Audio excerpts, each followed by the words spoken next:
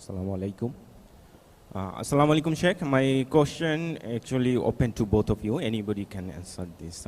Okay, I'm from Bangladesh. I want to mention my country because there is a tradition. Widow usually after pass away their husband, the widow wear white clothes, usually shari, white shari, and it continue rest of her life until she died. So in terms of Quran and Sunnah, how would you justify this? Is it permissible in Islam or anything else do you suggest? I know there is a idat which is continue 4 months, not permissible to wear colorful dress. Anyway, Jazakallah khairan. While going now to the question he was asking about what is to be done after the death of a person and so on.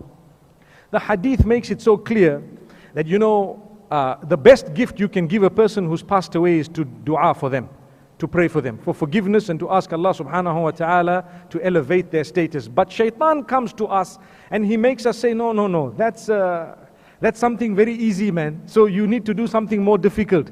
So we put up a tent at our house and we spend a lot of money and we invite people more than when I got married, when I once went to one of these, we went to a masjid, and on the way to the masjid, we saw a big tent with so many people dressed and everyone was eating and they had music playing. And I asked them, what's going on? They said, someone passed away. I said, what do you mean someone passed away? The young boy says, I dream to have a marriage even half the size of this.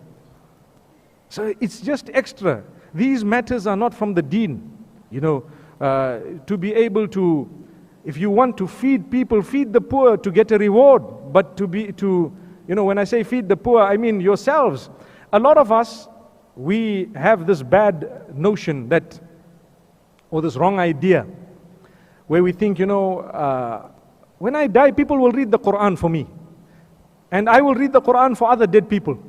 Where did you read your own Quran? Come on. Why do we need to wait for someone to die to put a borehole for them or to plant a tree for them? You plant your tree now. You are alive, aren't you? You read your Quran now. Don't wait to die. Someone else does it on your behalf and the ummah is divided into two. Don't wait for that. Do it now. You are alive. Read your Quran. Read your adhkar. Call out to Allah.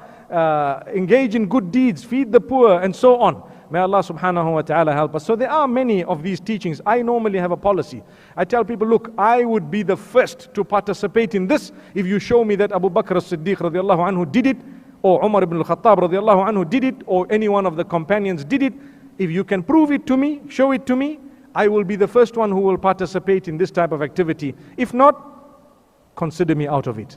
May Allah subhanahu wa ta'ala help us to be from amongst those who really clear up all the misconceptions as time passes, especially when it comes to acts of worship.